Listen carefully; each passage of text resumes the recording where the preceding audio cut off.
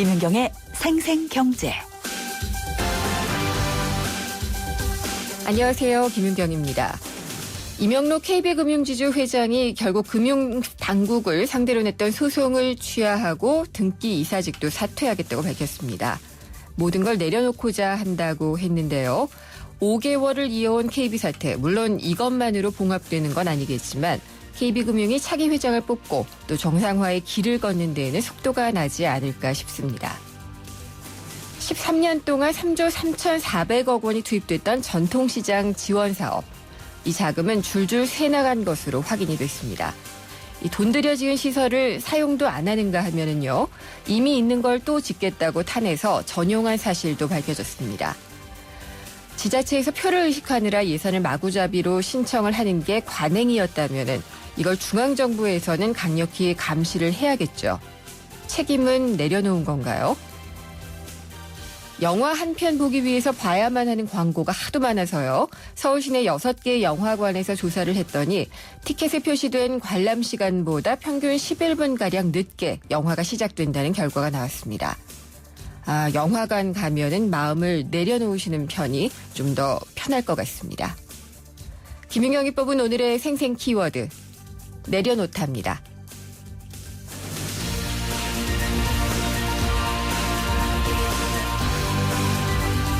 생생경제가 뽑은 오늘의 경제 이슈입니다. 정부의 부동산 활성화 대책이 효과를 보이고 있는 걸까요? 서울 강남을 중심으로 모델하우스가 들썩이고 있다고 합니다. 지난 주말에는 위례 신도시 모델하우스에는 수만 명의 인파가 몰렸다고 하고요. 전문가들의 올 하반기 가장 유망한 부동산 상품으로는 위례 신도시 등 수도권 대형 택지지구 신규 분양이 꼽히기도 했습니다. 과연 그렇게 봐도 되는 건지 부동산 열풍을 2부에서 짚어보도록 하겠습니다. 대형마트인 홈플러스를 둘러싼 문제가 끊이지 않고 있습니다. 지금 경품 추천 비리에다가 회사 측이 고객 정보를 불법으로 판매해 수익을 얻었다는 그런 혐의로 검찰 수사까지 받고 있는데요. 여기에 홈플러스 지분 100%를 갖고 있는 영국의 모 회사죠. 영국 최대의 슈퍼체인 테스코가 올해 들어 분식회계로 영업이익을 부풀렸다는 사실이 드러났습니다. 주가는 사상 최저치로 폭락을 하고 있다고 하는데요.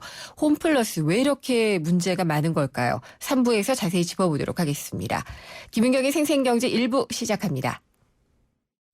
사장님들, 가게에서 전화 쓰랴, 인터넷 쓰랴, 카드 결제 시스템 쓰랴, 요금 부담 많이 되셨죠? 그래서 올레 소호 성공팩은 이 모든 걸 월 2만 원에 지금 신청하세요. 우리 가게 성공 비결 올레 소호 성공팩. 가입 문의 국번 없이 100번, 부가세 별도, 올레. 젠틀 스파클링을 만나본 적 있는가? 밀어붙이지 않고 부드럽게, 긴장하지 않고 여유롭게, 밋밋하지 않고 상쾌하게. 이것이 바로 부드러운 거품, 깔끔한 상쾌함. 영국의 젠틀 스파클링 브랜드 슈엡스. 피로하면 더욱 심해지는 어깨 통증, 신경통, 눈의 피로. 문제는 피로 물질이죠. 어떻게 풀죠? 활성 비타민으로 풀어줘야죠. 아로나민 골드를 먹은 날과 안 먹은 날의 차이를 경험해 보세요. 활성 비타민 피로회복제 아로나민 골드. 진작 먹을 걸. 일동제약.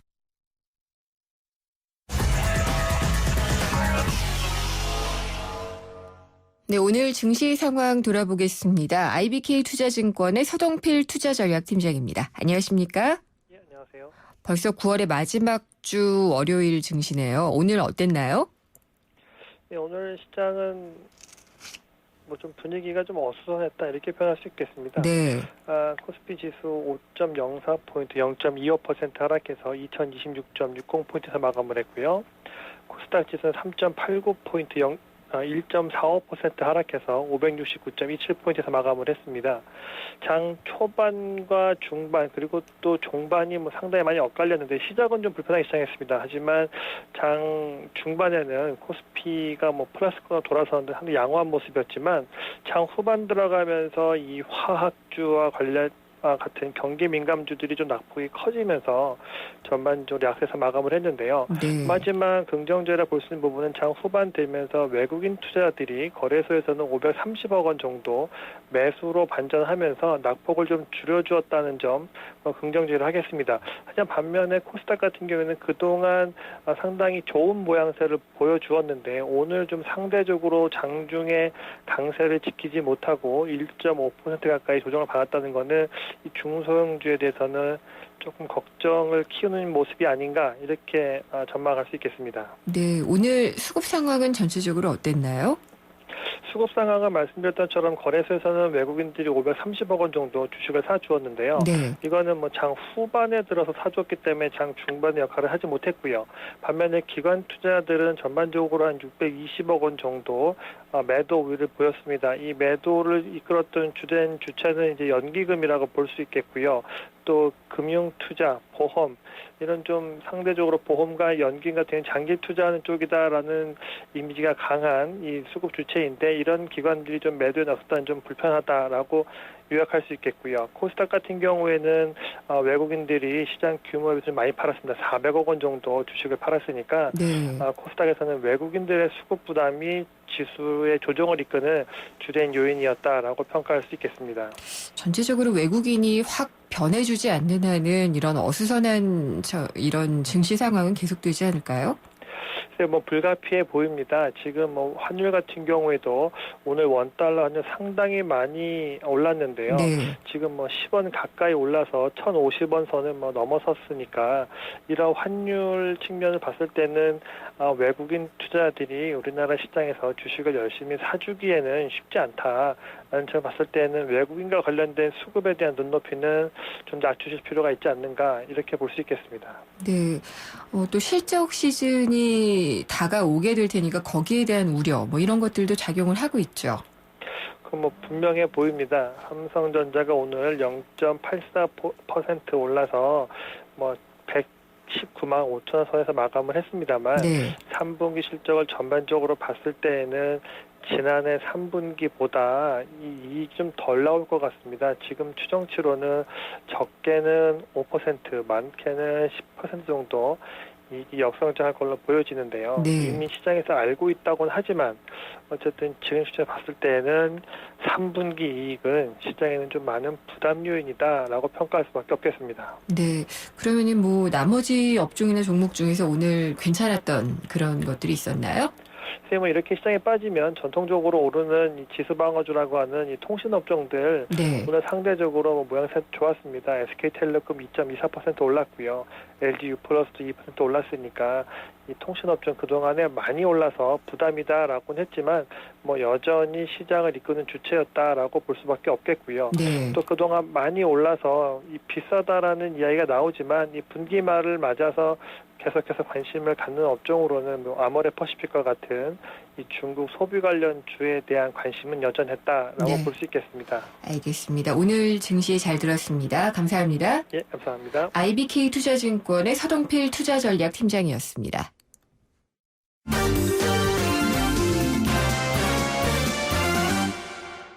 오늘의 주요 경제 뉴스 짚어보겠습니다. 한국일보의 이성철 부국장입니다. 안녕하십니까? 안녕하세요. 공무원 연금 적자 뭐 이게 상당하다. 그래서 이제 개혁을 해야 된다는 얘기가 많았는데 오늘 또다시 숫자가 또 발표가 됐죠. 네, 지금 사실 당 주도로 예.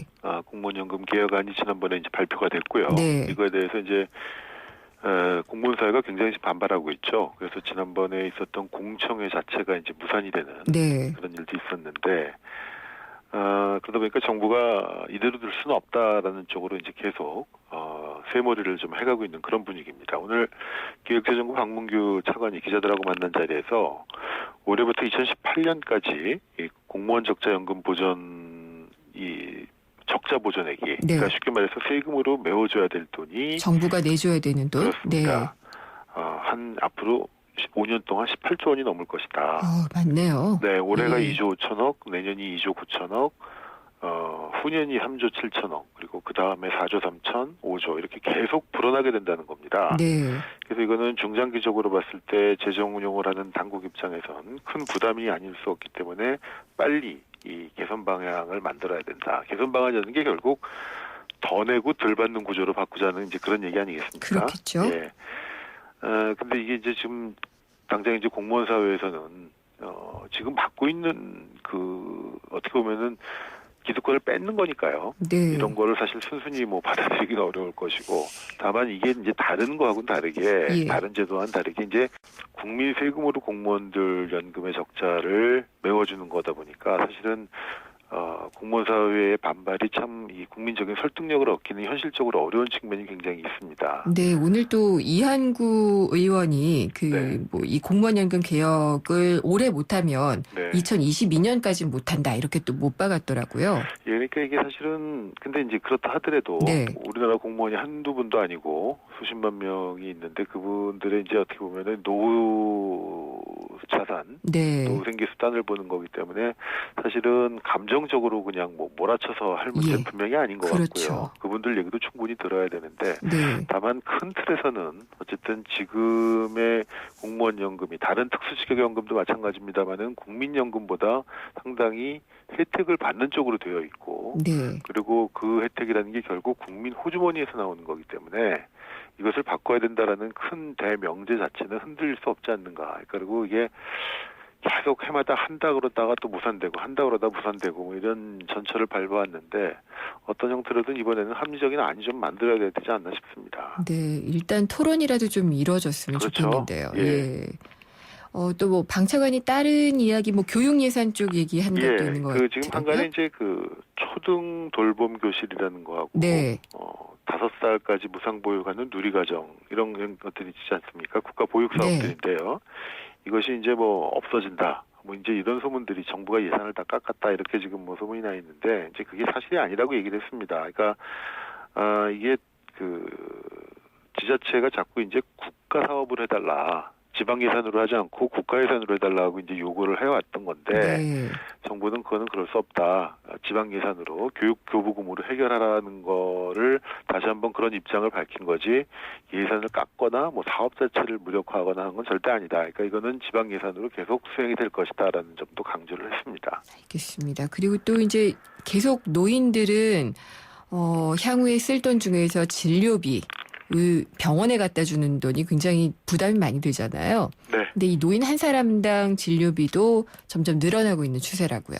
평균 322만 원의 진료비를 쓴다고 합니다. 네. 그리고 65세 이상 노인들이 전체 쓰는 진료비가 18조 원이 넘는다는 통계가 나왔는데요. 이게 이제 국민건강보험공단에서 나온 자료인데 작년에 노인 진료비가 모두 18조 800억 원이었고요. 전년 동기 대비 9.9%, 그러니까 근 두 자릿수로 늘어나게 된 겁니다. 네. 그리고 7년 전하고 비교하면은 무려 250%, 2.5배나 이제 늘어난 건데, 그러니까 전체 건강보험 진료비에서 노인 진료비가 차지하는 비중이 지금 한 35%쯤 된다고 합니다. 계속 늘고 있는 거죠. 계속 늘고 있는 거고, 네. 인구는 11.5%거든요. 65세 이상 노인이. 네. 11%의 노인들이 전체 진료비의 33%를 쓰는 거고. 그러니까 지금 말씀드린 노인 진료비라는 거는 이제 건강보험 지출을 기준으로 보는 거고요. 네. 그러니까 아마 개인적으로 보험 처리가 되지 않는 거라든가 이런 데 들어가는 돈까지 하면 실질 국민 총 진료비는 더 훨씬 많아지겠죠. 그렇겠네요. 예. 근데 이제 그러다 보니까 이제 사실 이제 고령화 사회로 접어들수록 가장 필요한 평균 수명이 늘어나면서 생활비가 늘어나게 되고 진료비가 늘어나게 되지 않습니까? 네. 근데 비교적 이제 우리나라가 건강보험 체계가 잘 갖춰져 있긴 한데 그렇다 하더라도 그것만으로 커버하는 데 한계가 있기 때문에 결국 개인들의 준비 필요성도 그만큼 더 커지는 것이 아니냐. 참 그렇군요. 어려운 문제입니다, 이것도. 네. 그래서 사적으로 이제 보호장치를 만들면 좋죠. 근데 그렇죠. 이게 참 쉽지 않은 부분이라. 근데 사실 우리나라 건강보험이 굉장히 많은 걸 커버를 해주고 있거든요. 분명히. 네. 근데 이제 그럼에도 불구하고 보험 커버가 되지 않는 이 새로운 또 의료기법, 의료기술 이런 것들이 자꾸 나오기 때문에 사실 개인들이 실질적으로 부담하는 진료비는 결코 줄어들거나 그런 일이 없을 것 같습니다. 네. 그리고 이제 은행권의 연체율이 올라가고 있다. 이게 기업이라든지 개인이라든지 다들 대출받은 것에 연체율이 높아지고 있는 모양이네요. 상당히 좀 걱정스럽게 봐야 될 대목인데요. 네. 기업과 가계 부분의 연체율이 일제히 올라가고 있다. 특히 중소기업하고 신용대출 부분에서 연체율이 커지고 있다는 겁니다. 금융감독원이 발표한 이 8월 말 현재 우리나라 은행들 대출 채권 현황 이걸 보면은요. 국내은행의 원화 대출 가운데 1개월 이상 원리금이 연체된 비율이 0.96%로 전달보다 한 0.1%포인트 정도 상승을 했다고 합니다. 네.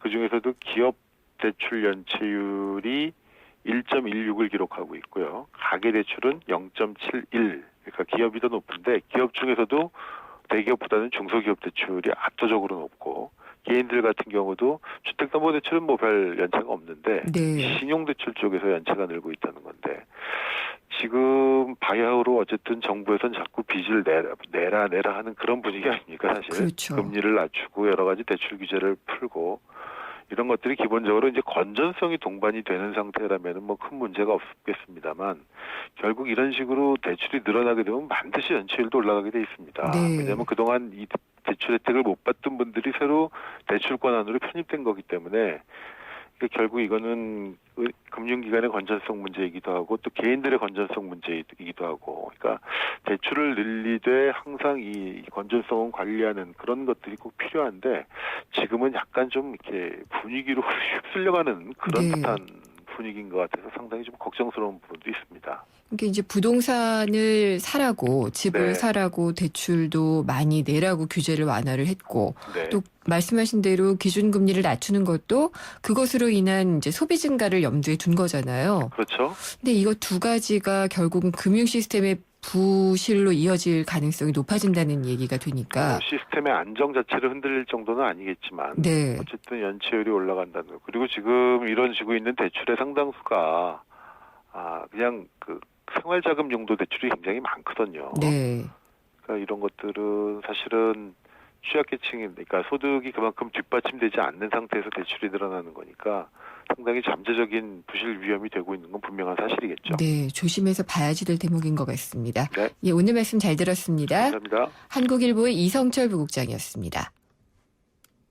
네, 피자헛입니다. 저기요, 고기 피자랑 새우 피자랑 뭐가 더 맛있어요? 둘 다 맛있습니다, 고객님. 그래도 뭐가 더 잘 나가요? 솔직하게. 둘 다 잘 나갑니다. 왜냐하면 더블 박스. 박스는 하나, 피자는 두 가지. 25,000원. 1588-5588 피자헛 더블 박스 주세요. It's 4 minutes and call on the twist more. Let go. Twist more. 이따 뭐해? 주말엔 뭐해? Let's go. Call on the twist more. 지금 떠나. Twist more. 함께 떠나. 신나게 떠나. 4 minutes and full drive. Call on the twist more. 당신에게 프렌치 카페 믹스는 좀 비싸도 좋은 걸 드리고 싶어요. 우리 가족이 마실 건데 첨가물보다는 무지방 우유죠. 좋은 커피는 첨가물보다는 무지방 우유. 내 커피니까 당신 커피니까. 프렌치 카페 믹스. 생생경제 일부 함께 하셨습니다. 9.1 부동산 대책이 나온 지 이제 한 달째가 돼갑니다. 실제로 이게 효과를 보이고 있느냐라고 얘기를 하면은 지금 위례 신도시 같은 수도권 대형 택지지구의 분양시장 굉장히 좀 활기를 띠고 있다 이런 소식들이 있습니다. 지난 주말에 위례 신도시의 모델하우스에는 수만 명의 인파가 몰려서 문전성시를 이뤘다고 하는데요. 이게 과연 전체 부동산 시장에 활기를 가져오는 건지 아니면은 또 양극화를 가져올 수도 있는 건지 2부에서 부동산 시장의 지각 변동을 살펴보도록 하겠습니다. 잠시 후에 뵙겠습니다. 오후에 만나는 살맛나는 경제. YTN 라디오 김윤경의 생생경제.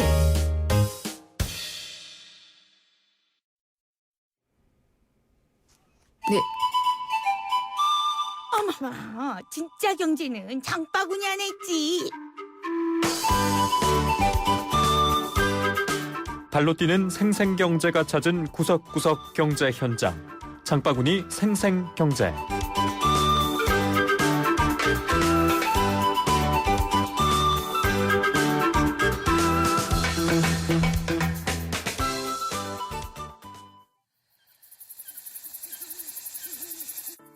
여자친구랑 같이 왔어요. 되게 아기자기하고 캠핑 분위기라서 좋았어요. 그 이하립 씨랑 김목인 씨 노래 듣고 그리고 또 막 부스 같은 거에서 체험 부스 해가지고 음식도 팔고 뭐 만드는 것도 있고 캠핑 잘 몰랐었는데 되게 아기자기하게 캠핑 분위기 나게 많이 꾸며놓으셨고 되게 부스 체험 부스도 많고 그래서 되게 좋아요. 그리고 가족 단위가 많이 와 있어서 약간 동네에서 편하게 즐길 수 있는 그런 것 같아요. 좋았어요. 산속에서 해서 오늘 보니까 괜찮아 보여서 관심이 생겼어요. 낭만적이었어요. 내일 또 올 거예요? 저희 가족들이랑. 누나 캠핑 재밌었어? 오늘 모래놀이하고 재밌었어? 애기들 뭐 모래놀이도 하고 몽골리도 있고 뽕뽕 뛰는 거 이런 거 있거든요. 좋았어요.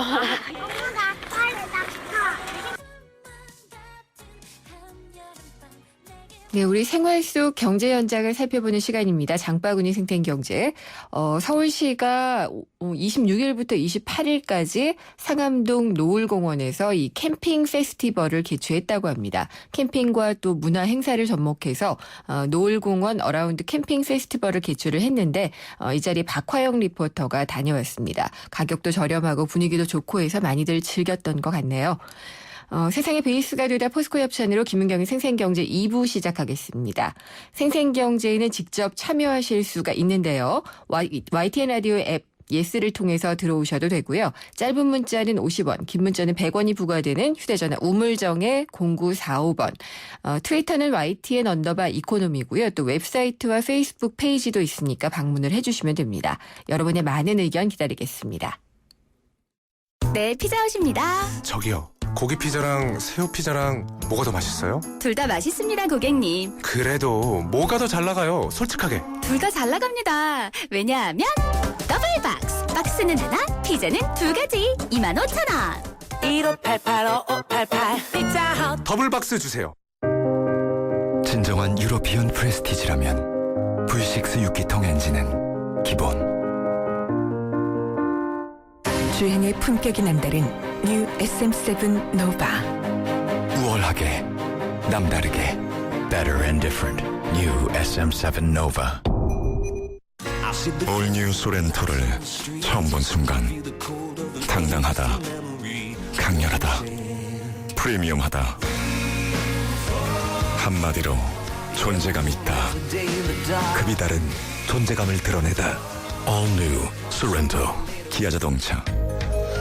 더 넉넉한 추석 되시라고 쉐보레가 준비한 선물. 스파크 말리부 구매 시 최대 3년 무이자 할부. 차종에 따라 여유 있게 최대 150만 원 할인까지. 쉐보레와 함께 풍성한 한가위 되세요. 전시장 및 홈페이지 참조. 9월 30일까지. 일부 모델 제외. Chevrolet, find new roads. 김윤경의 생생경제. 정부는 어떻게든 부동산 거래를 활성화해서 내수를 부양하겠다는 의지를 갖고 있습니다. 그래서 9.1 부동산 대책도 내놨는데 벌써 한 달 가까이 시간이 흘렀습니다. 근데 시장이 점점 반응을 보이고 있는 것 같기도 한데요. 위례 신도시나 강남권 재건축 단지를 보면은 그런 것도 같습니다. 특히 위례 신도시 같은 경우에는 지난 주말에 수만 명의 인파가 몰려서 모델하우스를 보고 갔다고 하는데 진짜 부동산 시장이 뜨는 걸까요? 아니면은 일부만 그래서 그렇게 보이는 걸까요? 부동산 114 리서치 센터의 함영진 센터장을 전화 연결해서 자세히 알아보도록 하겠습니다. 센터장님 안녕하십니까? 예, 안녕하십니까? 네, 안녕하세요. 굉장히 위례 신도시 같은 경우에 큰 관심을 받고 있는 것 같아요. 네네. 네, 이 청약 열기의 배경은 뭘까요?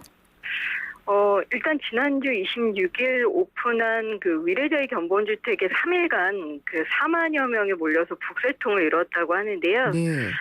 분양권을 전매를 적극적으로 권한 떴다방도 있었고요. 또 모델하우스 입장하려는 방문객들의 줄이 500m 가량 이어지면서 네. 평면 유닛 관람까지 3-4시간 좋게 걸렸다고 합니다.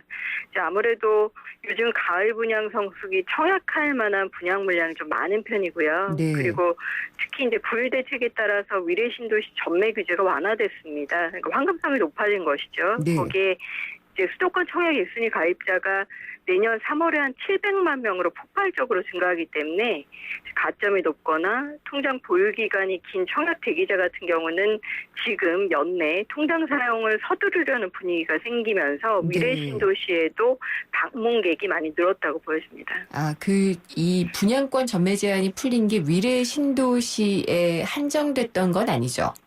그렇지는 않습니다. 이제 수도권에 공급했었던 택지 중에 그린벨트가 일정 부분 포함된 택지의 경우에는 전매 규제가 완화됐는데요. 이제 대표적인 것이 위례 신도시고요. 뭐 세곡이나 내곡, 우면지구 뭐 이런 곳들도 포함됩니다. 근데 그런 것들 중에서 위례 신도시가 이렇게 인기를 끄는 특별한 이유가 있을까요? 일단 이제 미래 신도시가 2012년부터 뭐 16개 사업장 13,000여 가구 정도가 분양됐는데요. 뭐 작게는 평형별로 지금 현재 프리미엄이 3천만 원에서 많게는 2, 3억 원 정도 분양권 고가가 형성돼서 3억이요? 거래되고 있습니다. 그러니까 아무래도 이제 시세 차익에 대한 기대 심리가 상당히 높은 것으로 보여지고요.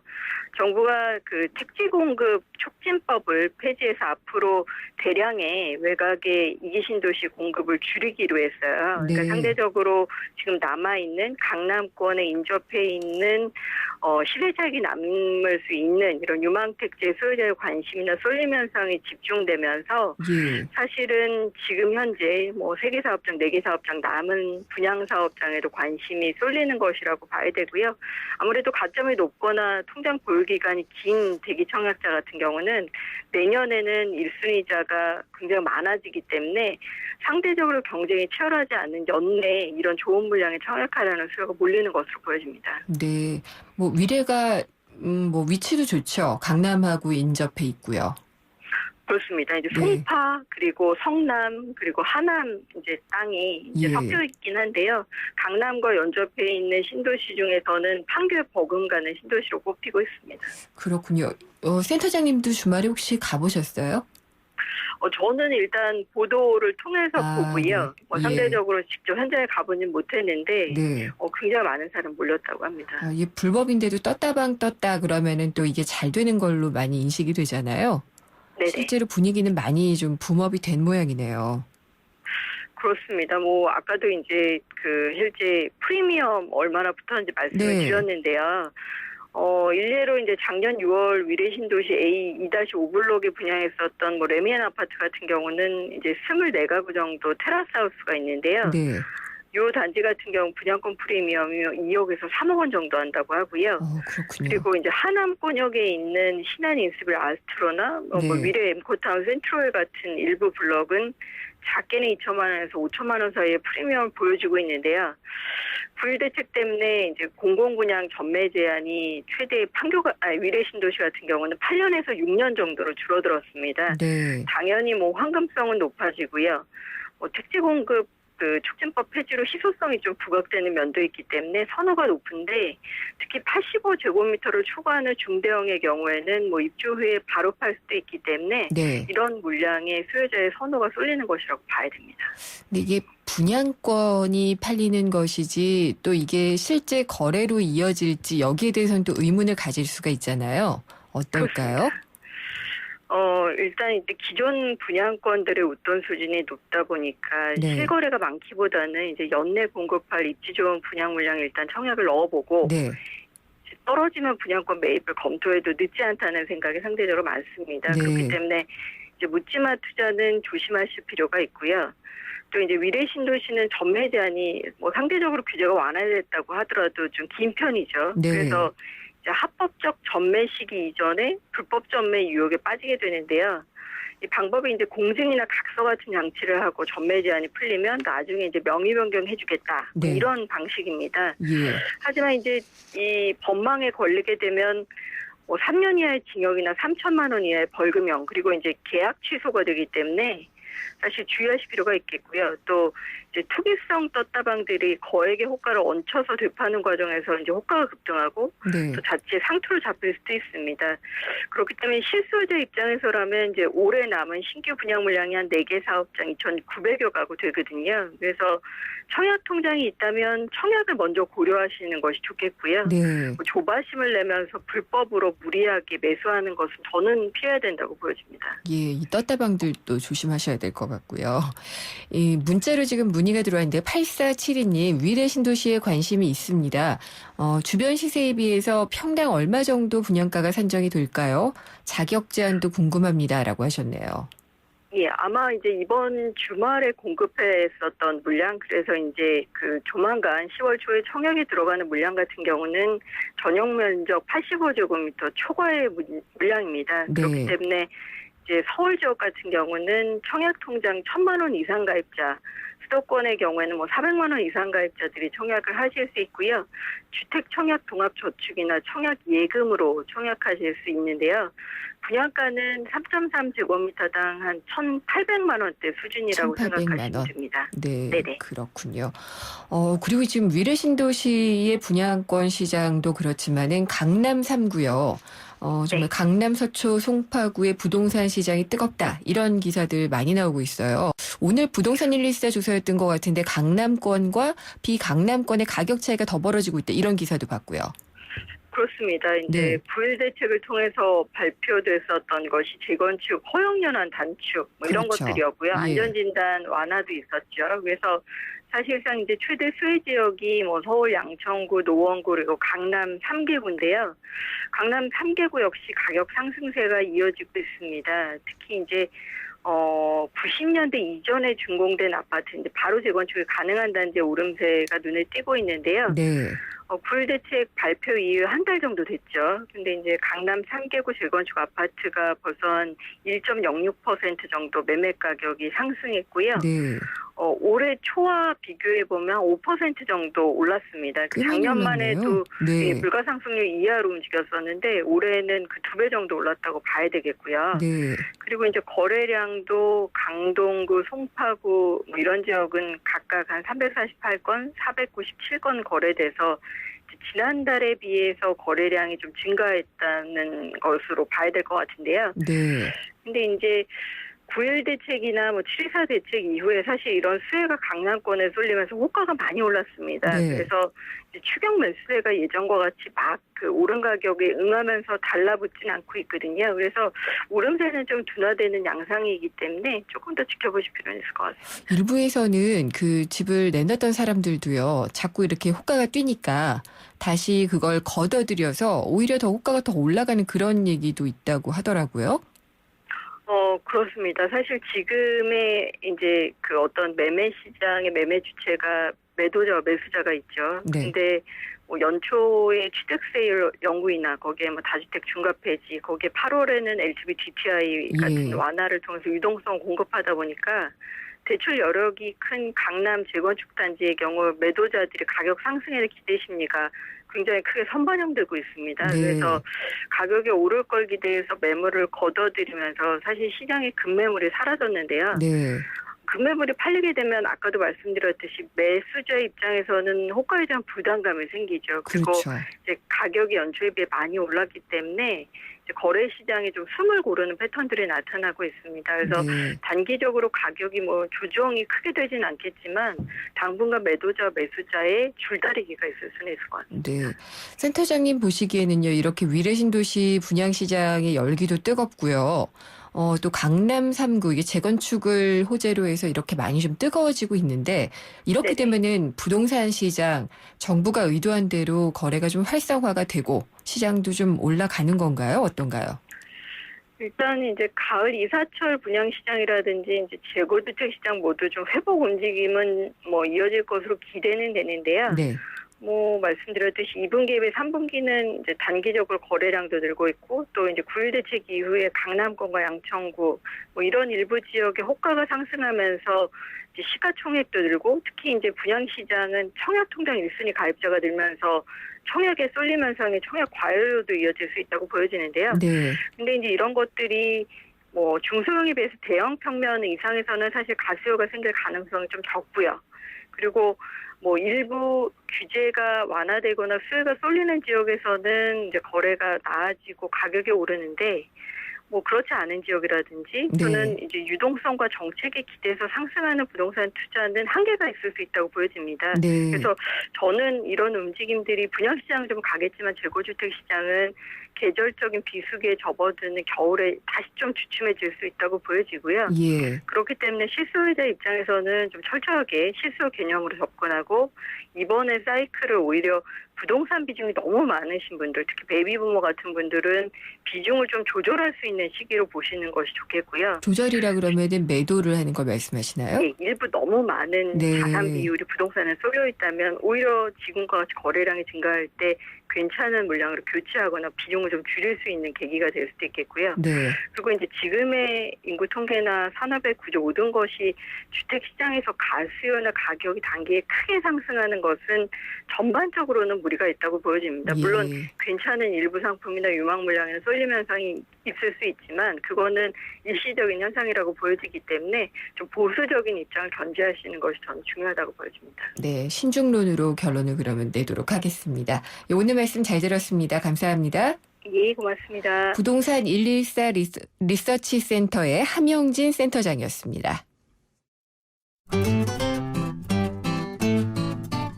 생생경제를 다양하게 만나는 방법.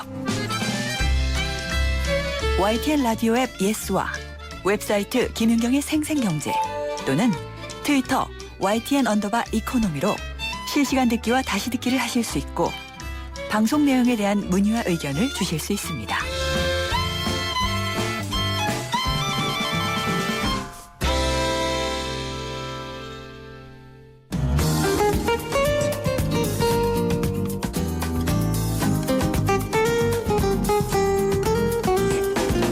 글로벌 경제 이슈 시간입니다. 이장원 연합인포맥스 부장이 전화 연결돼 있습니다. 안녕하십니까? 네, 안녕하십니까? 네. 빌 그로스 하면은 세계적인 채권 왕으로 불리잖아요. 네네. 근데 이 채권 왕이 핌코라는 채권 회사를 떠났더라고요. 예, 그렇습니다. 빌 그로스는 이제 뭐 전문가들한테는 유명한데 일반인들한테도 좀 간단하게 소개를 드리면 이 세계에서 가장 큰 채권 펀드 핌코를 이제 창업한 그 펀드 매니저고요. 자기가 직접 이 자산 운영을 하는 창업자이자 이제 매니저인데 43년 동안 핌코에서 일하면서 아주 명성을 쌓아왔고 이 사람이 한마디 하면 미국 채권 시장에 그냥 들썩일 정도로 영향이 큰데 최근에는 조금 이제 영향력이 좀 떨어지기도 했고요. 그다음에 수익률도 좀 나빠지고 이제 한물 간 거 아니냐. 거기다가 이제 내부에서 또 권력 투쟁 뭐 이런 것들이 막 복합적으로 나오면서 전격적으로 이제 사퇴를 했습니다. 지난 주말에. 그래서 자기가 세운 회사를 떠나서 이제 새로운 회사 야누스 캐피탈이라는 곳으로 이직을 했는데 여기서 이제 문제가 뭐냐면 이 핌코가 그 관리하던 자산이 많이 있습니다. 그로스가 관리하던 자산이 또 많이 있고요. 그래서 우리나라도 이제 마찬가지입니다만 그 개인 유명한 이 펀드 매니저가 떠나게 되면 그 사람을 보고 자금이 같이 따라가는 그런 경우가 많이 있는데 이 시장에서 지금 걱정하는 게 이 그로스가 다른 데로 옮기면 핌코에 있는 자금이 빠져나갈 거고 그렇게 되면 핌코가 이 자산을 팔기 위해서 국채를 매각을 해야 되는데 그렇게 되면 미국 채권 시장이 흔들릴 거다. 그렇겠네요. 그런 걱정거리가 좀 있고요. 지금 최근에 이제 나온 소식을 보면 그 우리 돈으로 10조 원 가량이 이미 그 핌코에서 빠져나갔다고 하고 월가에서는 최대 630조 원이 빠져나갈 수 있다. 이렇게 좀 걱정을 하고 있고요. 또 주식시장에서도 영향이 있는데 그 핌코의 경쟁자인 그 블랙록이라는 회사가 있어요. 이 회사는 지금 요즘 주가가 오르고 있습니다. 왜냐하면 핌코에서 빠진 돈이 블랙록으로 가지 않겠느냐. 그런 좀 전망이 나오고 있고요. 또 야누스 캐피탈, 지금 이번에 그로스 회장이 옮긴 그 회사도 상장이 돼 있는데 이 회사도 주가가 43%나 폭등을 했다고 하고요. 반면에 이제 핌코의 모회사인 독일의 알리안츠 같은 경우에는 주가가 6% 이상 빠졌으니까 이 한 사람의 이동으로 인해서 그 시장 전체가 지금 들썩이고 있다. 이렇게 볼 수 있습니다. 그러니까 뭐 10조 원 정도가 빠졌고 630조 30조 원이 네. 또 움직일 수 있다고 하니까 상당히 좀 금융시장에 영향을 많이 줄 것 같네요. 네. 근데 야누스 캐피탈에서는 어떤 역할을 한다 그래요? 아마 기본적으로 그 같은 역할을 할 겁니다. 이 사람은 핑코에서도 뭐 CEO나 어떤 그 조직을 관리하는 그런 역할을 하기보다는 직접 현장에서 그 매니저 역할을 했고 네. 그 투자 성과가 굉장히 좋았기 때문에 43년 동안 이 자리를 유지한 건데 거기 가서도 마찬가지로 그 딜링을 하지 않을까 그렇게 예상하고 있습니다. 그리고 영국 이코노미스트지가 한국과 일본 기업에 대해서 돈을 너무 많이 쌓아두고 있다. 뭐 현금에 집착한다. 이렇게 지적을 했더라고요. 예, 지금 뭐 기업들이 번 돈을 풀어서 투자도 하고 네. 좀 배당도 하고 뭐 이렇게 해야 되는데 사실 이 고가에만 쌓아두고 있다 보니까 돈이 제대로 돌지도 않고 그렇게 보면 경제 전체적으로 보면은 이게 마이너스가 된다 이런 얘기인데요. 그 이코노미스트가 추산한 그 숫자를 좀 보면요. 네. 한국과 일본 기업이 보유한 그 현금이 우리 돈으로 하면 2,611조 원이고요. 이 중에서 한국 기업이 가지고 있는 현금은 460조 원, 일본 기업들은 2,100조 원 정도. 그러니까 네. 일본이 한 4배 정도 더 많이 갖고 있는 거고요. 우리나라도 460조 원이면 이게 상당히 큰 금액입니다. GDP로 이제 비교를 해보면 한국 기업이 GDP의 34%를 지금 현금으로 가지고 있다고 하고요. 우리나라 1년 예산이 한 300조에서 좀 350조 사이인데 네. 1년 예산보다 많은 그 현금을 가지고 있다고 볼 수 있습니다.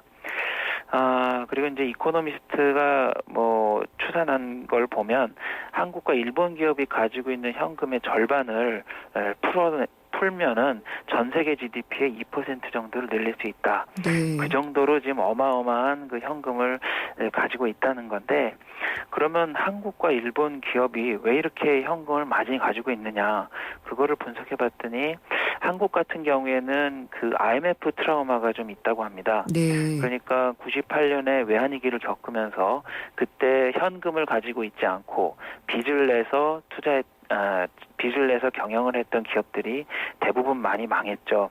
그래서 그때 뭐 부채 비율 뭐 200% 이상이 되는 기업은 굉장히 어려움을 겪었고 그 이후에 한 10여 년 동안 기업들이 이거를 체감하다 보니까 무조건 빚은 다 갚고 현금을 쌓아둬야 된다. 그래야 우리가 산다. 이거를 네. 이제 체감했기 때문에 현금에 집착한다는 거고요.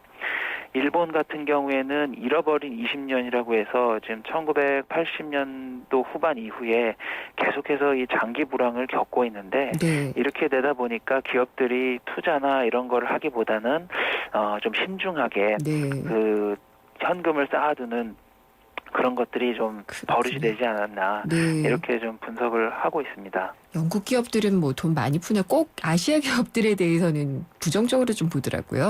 일단 이제 외신들이 보는 시각이니까 네. 그런 점들이 좀 있는데 네. 여기서 이제 미국 기업이랑도 좀 비교를 했는데 미국 기업이 가지고 있는 현금 보유액은 GDP의 11% 정도, 그리고 독일도 20%가 안 되는데 이 아시아 국가들이 좀 좀 현금을 많이 가지고 있다. 좀 이런 논조로 좀 얘기를 한 거고요. 일면 좀 받아들일 수 있는 그런 비판이 뭐냐면 한국과 일본 기업들이 그 돈은 많이 벌지만 사실 임직원과 투자자들에게 좀 인색하다. 네. 그래서 뭐 돈을 많이 벌면 임금 상승률을 좀 높여주고 그것이 가계로 흘려 들어가서 경제의 선순환이 되는 그런 흐름이 돼야 되는데 사실 그렇지 않다고 하는 네. 그런 지적도 좀 있었고요. 네. 특히 이제 한국 같은 경우에 조금 소개를 드리면 10년 동안 기업 수익이 임금보다 계속 더 높은 속도로 증가했다고 하고 또 코스피 지수 평균 배당률은 1.2%인데 이게 주요 국가 중에서 가장 낮은 수준이다. 이렇게 좀 얘기를 했습니다. 예, 오늘 말씀 잘 들었습니다. 감사합니다. 예, 감사합니다. 연합인포맥스의 이장원 부장이었습니다. 삼성 신도시 분양 속보입니다. 눈앞엔 골프장 조망, 단지 앞엔 초중고교와 도서관, 중심 상업시설까지 가까운 968세대 대단지가 옵니다. 상위 40개 건설사 중 부채 비율이 두 번째로 낮다는 그 동일이죠? 삼성이 아껴둔 중소형 대단지, 고양 삼성 7블럭, 동일 스위트 1차. 문의 02381-7373. 사장님들, 가게에서 전화 쓰랴, 인터넷 쓰랴, 카드 결제 시스템 쓰랴, 요금 부담 많이 되셨죠? 그래서 올레 소호 성공팩은 이 모든 걸 월 2만 원에 지금 신청하세요. 우리 가게 성공 비결 올레 소호 성공팩. 가입 문의 국번 없이 100번. 부가세 별도. 올레. 기대해도 좋아요. 더 멋있고, 더 부드럽고, 더 완벽해질 나를. 풀스테인리스 커브드 내솥과 처음 만나는 초고압 밥맛. 오늘을 더 맛있게. 쿠쿠 풀스테인리스 고압력 커브드. 쿠쿠. 아, 피곤해. 또 야근이다. 대리님도 부장님도 모두 힘내요. 50년의 역사 있는 피로회복 드링크.